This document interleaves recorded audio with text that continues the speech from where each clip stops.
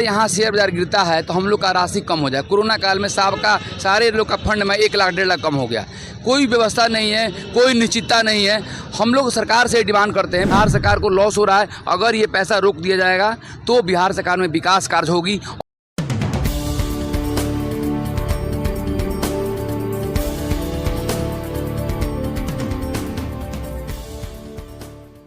नमस्कार, मैं सोनम सिंह और अभी आप देख रहे हैं पटना दर्शन न्यूज। आप सभी को बता, यहाँ पे आप पढ़ सकते हैं, बुढ़ापे की चिंता से मुक्ति 10 दिसंबर पटना की पेंशन मानवाधिकार महरौली।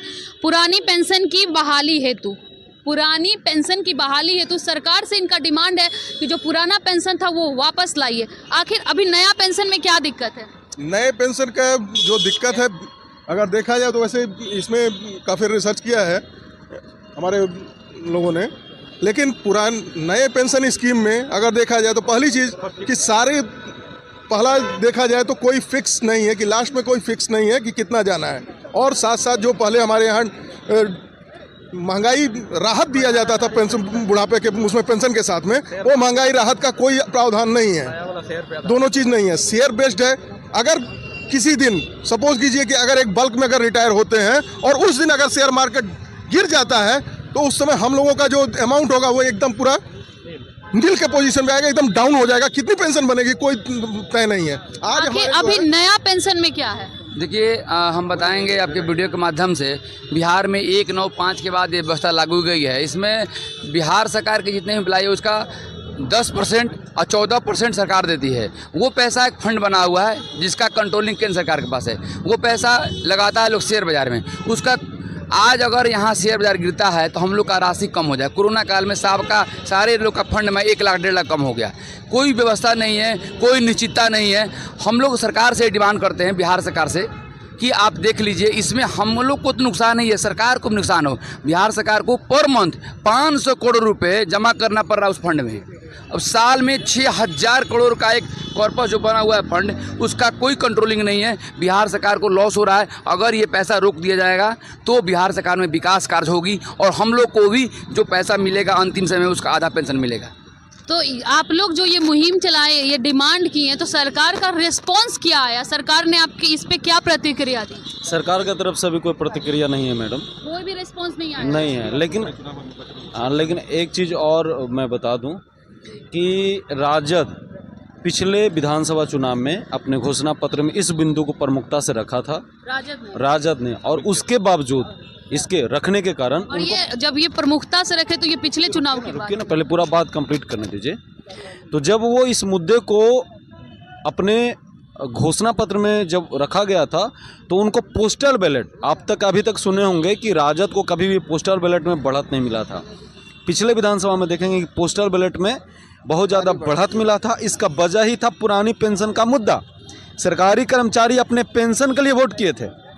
जितने भी निर्वाचन में लगे हुए सरकारी कर्मी, पदाधिकारी, शिक्षक जो होते हैं, वो अपना पोस्टल बैलेट मंगवाते हैं और तब वोट करते हैं, क्योंकि उनको अपना वोट करने का टाइम नहीं मिल पाता है, वो चुनाव कार्य में लगे हुए होते हैं। तो अब वो सरकार में आ गए हैं, उनको याद दिलाना चाहते हैं कि अपना जो मैनिफेस्टो में लिखा हुआ एवं विधानसभा में जो उनके द्वारा आवाज़ उठाया गया था, जो वो विपक्ष में थे, उस अपने वादे पे वो कायम हों, अब पुरानी पेंशन बहाली करें, क्योंकि अब वो सरकार में है। जी, तो लग रहा है कि आप लोग का ये डिमांड जो उन्होंने अपने मैनिफेस्टो में लिख रखा है वो पूरा किया जाएगा इस बार?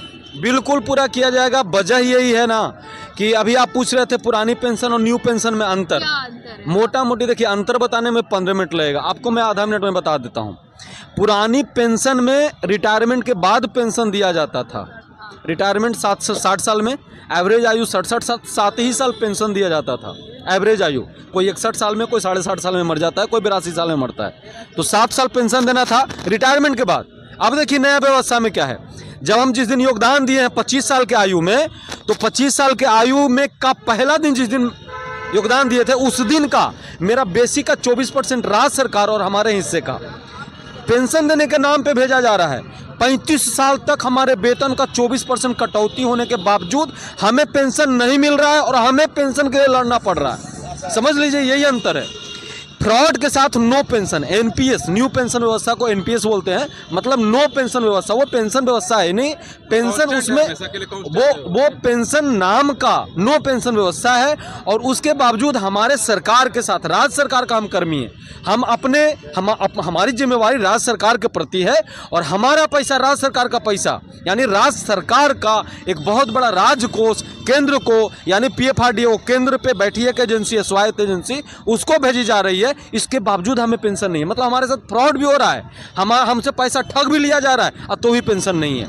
एक और सवाल, जब अगर आपको ये मिल जाता है, पुराना पेंशन आप लोग मांग रहे हैं ना, पुराना पेंशन अगर आपको मिल जाता है, फायदा ज्यादा किसका होगा, आप लोगों का या राज्य सरकार का? दोनों का फायदा होगा, दोनों का फायदा होगा। नुकसान होगा उन उद्योगपतियों का जिनके पास हमारा पैसा एनएसडीएल पीएफआरडीए के माध्यम से जा रहा है, वो जाना बंद होगा। तो ये पैसा दे कौन रहा है उन लोग उद्योगपतियों को?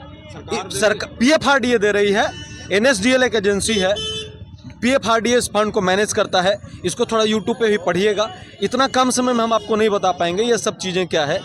मतलब पीएफआरडीए ये फंड को मैनेज करता है, पीएफआरडीए से राज्य सरकार को केंद्र के अगुवाई में एक समझौता हुआ है कि आप पुरानी पेंशन बंद करिए, पुरानी पेंशन के जगह पे नो पेंशन व्यवस्था लाइए, जिसे कि राज्य सरकार से पैसा ठग करके केंद्र स्तर पे लाखों करोड़ को मुफ्त में मैनेज करने के लिए एक व्यवस्था मिल गया हुआ है। उस व्यवस्था में उनको अगुवाई करने का मौका मिले, तो ये एक प्रकार का ठगी किया गया था।